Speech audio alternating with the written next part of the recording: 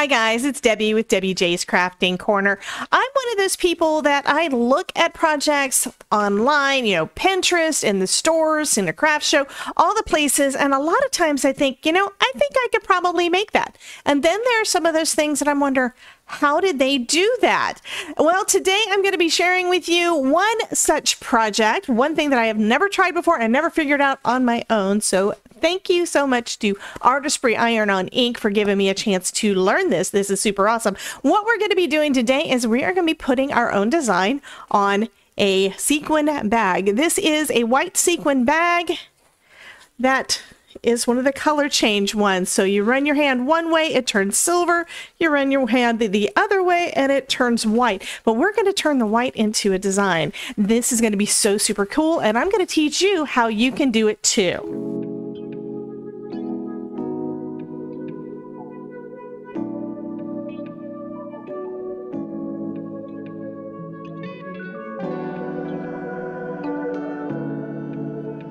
Hi guys, it's Debbie with Debbie J's Crafting Corner. Today we're doing a new Artesprix project. This time I'm going to be sublimating on sequins. That's right, this is a sequin cosmetic case from Artesprix, and I checked first because I wasn't 100% sure what I wanted to do, but we can sublimate on the white side. We can also flip it and sublimate on the silver side, and we should be able to sublimate on the back, meaning whatever design that you choose to do, you should be able to customize it as much as you want to. I think this is going to be super fun. I've already got an idea as to what I want to do with this, so we're going to get started in just a minute. But before I do that, I do want to talk to you a little bit about a couple of questions that I've had on some of the recent Artesprix videos, because we are card makers for the most part over here, and although we can use most of our stuff to do sublimation, a lot of us don't really understand exactly how it works. So I'm going to just review it a little bit. So what I've got here first off is a protective mat. What this is for is if you're using a heat press like a Cricut Easy Press. There's actually two sizes because they just came out with this humongous one that gives you plenty of space. This one is 12 by 12. And then we've got the standard one that I've used plenty of times before. Now this is going to protect your surface just like the mat in my big heat press, the clamshell heat press that I've been using lately. So you're able to use either one. What you basically need is a good heat source with a flat, meaning no holes, a flat surface to press down with. Like you can, for smaller projects, use an iron, but you want to make sure it's not one of those that does the steam, because it's not going to work right. You do need to have that flat surface on your press. So that's the first part. And to be honest, that is the biggest question that I had. So the other part is that you do want to make sure that whatever blanks that you're using are mostly polyester, because polyester is what the inks actually bake into. You can't really do this on cotton. I mean, if you've got a cotton poly blend, it might work, but you're not going to get the vibrant colors that you want. So those are the two big things. You can use all of your stamps and your dies and your cutting machines and all that kind of things to create your design. You do want to make sure it's mirrored if you're doing any kind of words, because it's going to, whatever is on the front, on the colored side, is going to be flipped over and placed down onto your project. So I'm going to go ahead and get started with this. Let's take it out of the package to start off with. And the first thing that you want to do is make sure,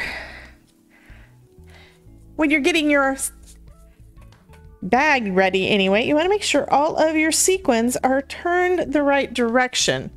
And I do have a few of these that are kind of not wanting to turn right, so let me go ahead and go in there and fix those little guys. And I have not worked with this kind of a surface before. I think this is going to be super fun. It's going to be super pretty when I get done. I'm real excited about this one. Okay, so that's what we're going to do with this, and then before we actually do our pressing, I'm going to go over it with a lint roller to make sure that there's nothing kind of sticking on that. Next, we do need a piece of paper, and this is just out of my copy machine. So I'm going to put my blank down, and I'm going to draw a line around the bag.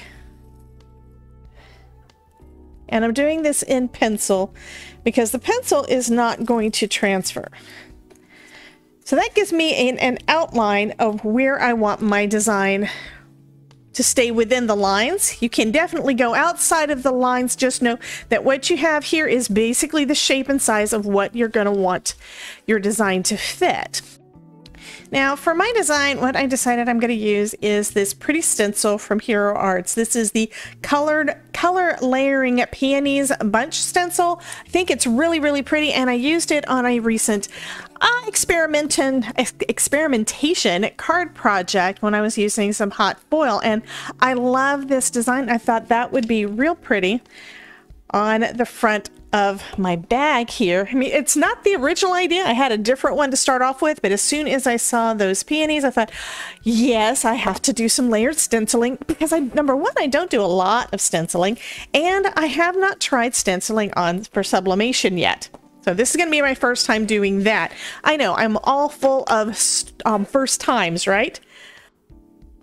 So next I've got my stencils. Now this is a layering stencil, and I've got them layered up on top of each other for a couple of things. Number one, I want to know exactly how they layer up as I work along. And second, I also want to kind of know how I need to position it on here.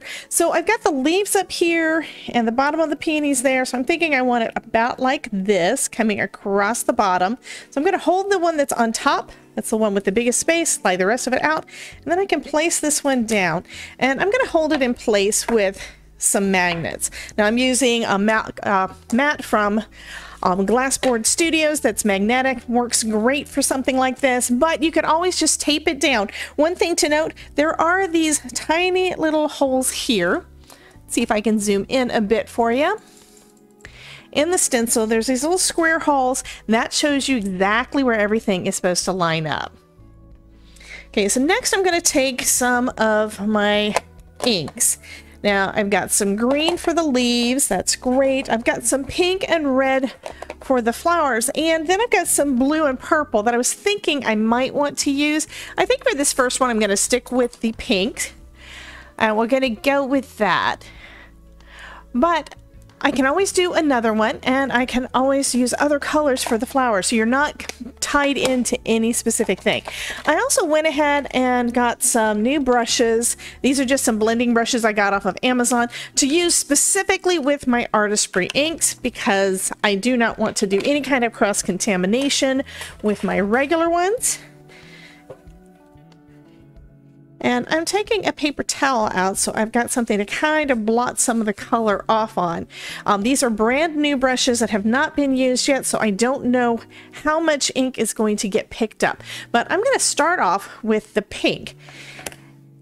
So you can see on the front, it shows you the color that it's going to be when everything gets finished. And that's kind of how these work.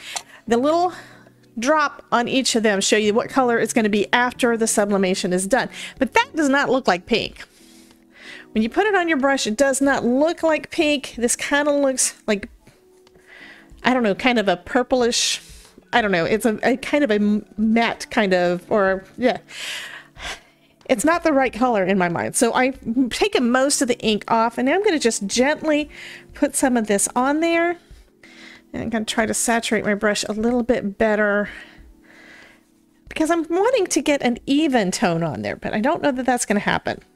So instead, looks like I'm just going to put down a thicker layer. But remember, this is not the color it's going to be when we get done. It's going to actually be a bright pink. If you remember how everything looked from my swatch last time, you saw how the colors completely change compared to what's on the paper. And this is just copy paper. You might get a better blend on cardstock because we're used to using cardstock with inks. But since I'm already using this, let's see how this one turns out. I think it's going to turn out real pretty anyway. Okay, so I'm getting a full amount of that color on there. I thought I was going to try going lighter, but you know what? This is art, so we're going to just see how it turns out, right? Okay, so now I've got my pink down. And I'm going to just take my my stencil off to the side. Now, if you're using something like a Misty and you're doing it all squared, it's going to be real easy to use stencils like this. Instead, because of this, I'm not going to be doing it that way. I'm going to be lining my stencil up with the image there, and it works great that way too. I showed you, I've already done this once on that card, and that was the first time I'd used the stencil. So I'm just adding that on. This is going to add that darker layer. Now, I can go in with the pink again, or what I'm going to do instead is I'm going to go in with the red and use a different brush for this one.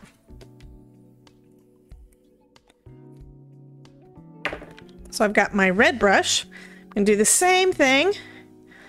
Add a bunch of the ink onto my brush, and then we're going to fill in those spots.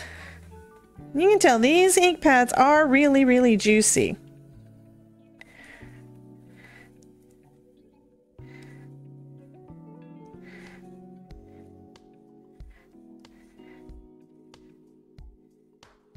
I'm going to try to salvage as much of the ink as I can onto my brush and just put the cover on so I don't get it on anything else. So we've done the pink and we've done the red.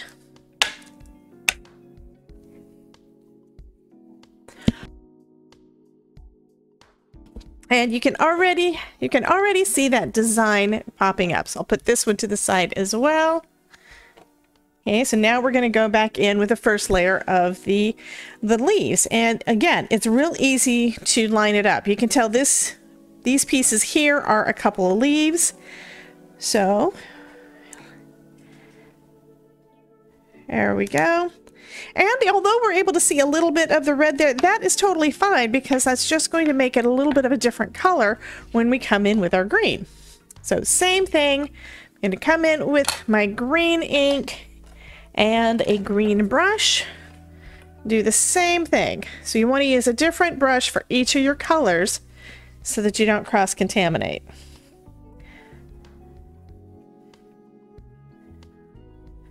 So this is my first layer of the green.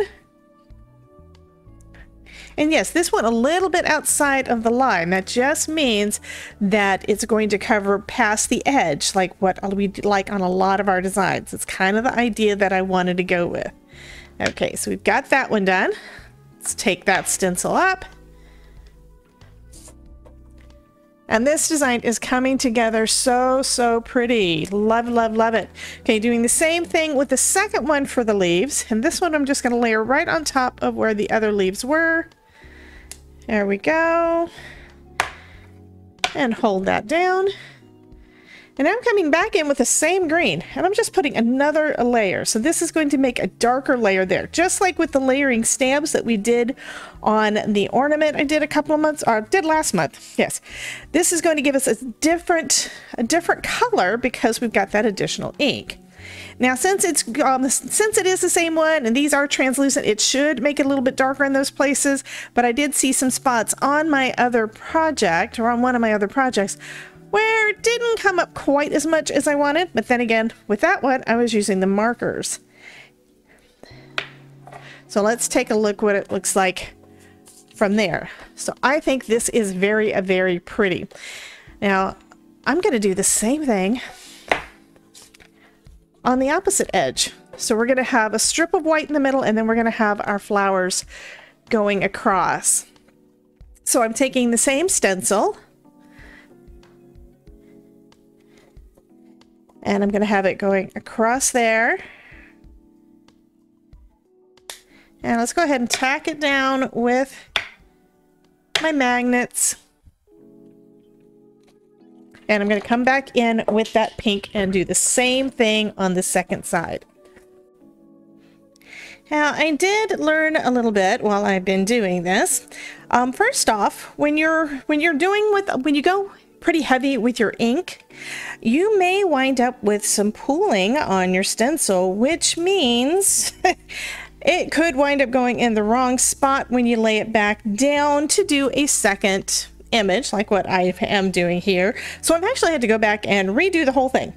Also, if you want to make sure that you don't have to go and wash your stencil in between each and every one, although you're able to get most of the ink off without a problem, you might want to make sure that you don't accidentally turn it over when you start your second image. So one of these is actually with it one side up and the other has the stencil the opposite direction.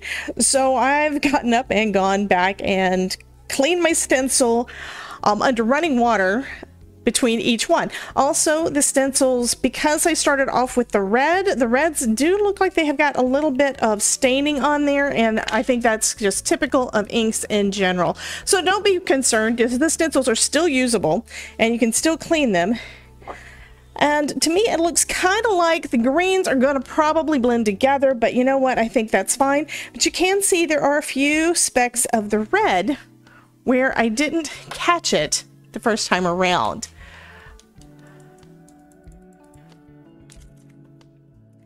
When I was laying my stencil down. So I do have a couple places that are gonna have spots unless I cover it with my heat tape, right? So that's what I'm gonna be doing next. So next I'm going to be using one of the stamps out of the hand lettered basics from Artesprix. There are some nice sentiments on there, and I'm going to put love on this one. I think that will be really pretty, and I'm going to try to get it as straight as I can based on the vertical line. Well, actually based on the entire square. It would be great if I could actually get it straight, but even if it's off a little bit, I don't think it's really going to be noticed because of the type of project that this one is, right? And I've got it placed down in my MISTI, and I'm just going to close that over, folding the paper because the paper is too big, right? And I do have the paper kind of stuck to my, I do have a sticky grid in here, so hopefully it doesn't move around too much. I'm going to fold this down just a little bit more. I didn't want to fold it to begin with because I wanted to make sure where those lines were. And that looks like it's about right. Okay, so I'm going to use some of that red ink for the word love.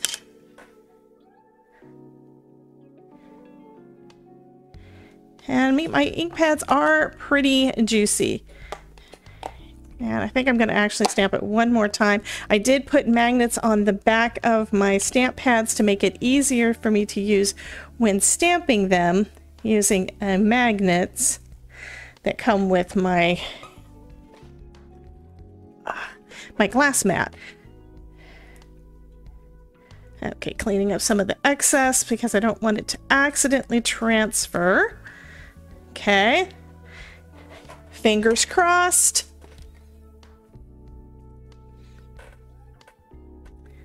I'm going to press that down gently. Did do pretty well. I'm going to add a little bit more ink because there wasn't quite enough at the top of the letters. So let's go with that one more time. And I may have accidentally wiped some of it off when I was cleaning up some of the excess. With most inks, I wouldn't worry too much about it, but with this, because all of the transfer is permanent, I don't want to get any ink where I don't want it, you know? So let's try that one more time.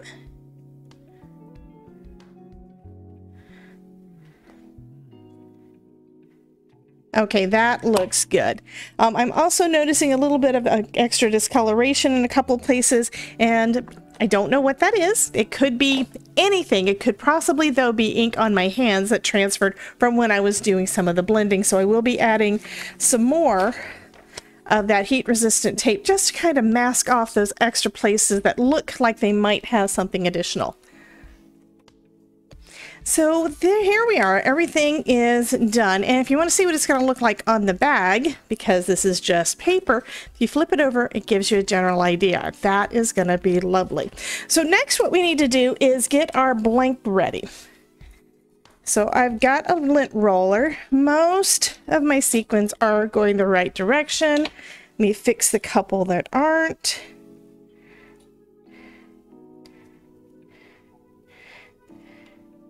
And I'm going to try to flip the ones up that are on the bottom.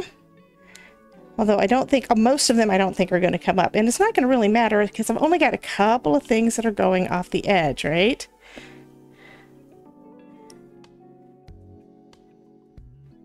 And no, you don't have to do it like this. You guys know me though. I am just a little bit OCD. So if I don't go through these steps, I will be irritated with myself if everything doesn't turn out exactly the way that I want it to, right? Here's one there. It looks like that isn't quite where it's supposed to be. There we go. So now everything looks like it's about right. We're going to go ahead and use our lint roller to clear all of that off.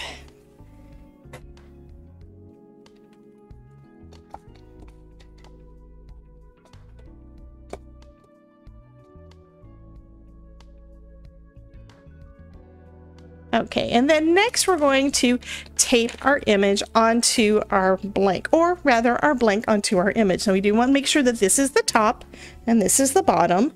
So the top is going to be the zipper edge. And when we press, you want to avoid that because it is a plastic zipper, meaning it could possibly get melted if we touch it too long with our heat press, right? So I'm going to use a generous amount of heat tape on this and tape down all 4 sides.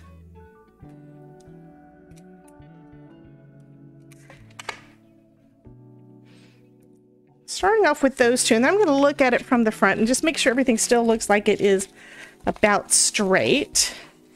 And holding it with some light behind it, I can see the light through the bag, or through the outside, or through the paper around the bag. It does look like the word is in about the right spot. So that is awesome. That's one of the advantages of using paper to do this instead of cardstock. The cardstock you wouldn't really be able to see through.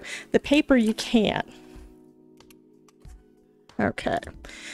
So next what I'm going to do, since I was already talking about the Cricut, I've got my Cricut Easy Press all heated up off to the side, and we're going to use this machine today to do our pressing. I'm also going to use this large Easy Press, the large protective mat. Gives me plenty of space. So I have used the other one, and that's great for smaller projects, but I'm thinking on a larger project like this, you want to make sure that you've got plenty of room on all sides. So what I'm going to do at this point is I'm going to put down a piece of protective paper to go underneath. This is the beginning of our sandwich. And while I'm thinking about it, I'm going to, although I don't think it's needed, I'm going to add some protective paper on the inside of my bag just to be on the safe side.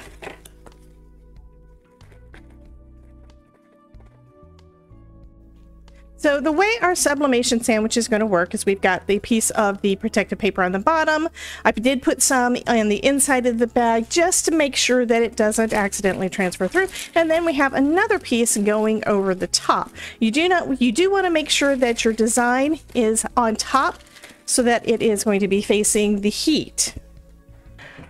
Next, we're going to put our Easy Press down, being careful to avoid the zipper. So the zipper is right about here, so let me go straight down, avoiding the zipper, and then we're just going to hit the Cricut symbol there to start the countdown, and we will wait for 45 seconds.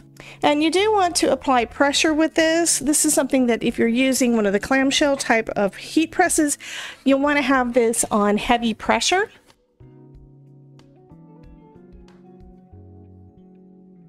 Okay, so let's take a look and see how our project turned out. Now you do want to do the peak test whenever you're doing this, so you see that? Looks like we got a good transfer. I am using some heat resistant gloves because the bag, because of those metal sequins, is a little hot. So let's go ahead and take a look and see how everything turned out.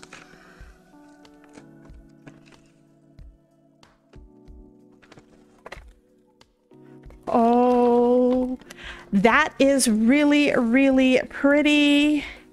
And then this is a color change. So we've got the silver that then changes to our pretty colored.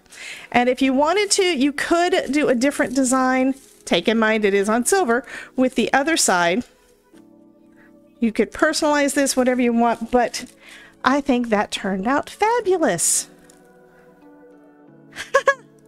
Okay, yes, I do giggle and laugh because it turned out super cute. And of course, my fingers are getting stuck on all of the sequins because I'm wearing the gloves. I can't really do the color change as well as I would like to because the gloves on. But isn't that lovely? This would be a perfect gift for any of the ladies in your life for them to hold their makeup in. Awesome. Well, thank you guys for dropping in and hanging out with me while I made another project using Artesprix inks. And as you can tell, even with my little goof ups along the way, this turned out fabulous. You guys have a wonderful day. Check out this playlist to see some more projects using Artesprix ink, as well as checking out my blog and the Artesprix blog coming up for all of my Artesprix products with step-by-step instructions. And you guys have a wonderful day. I will see you later. Bye, guys.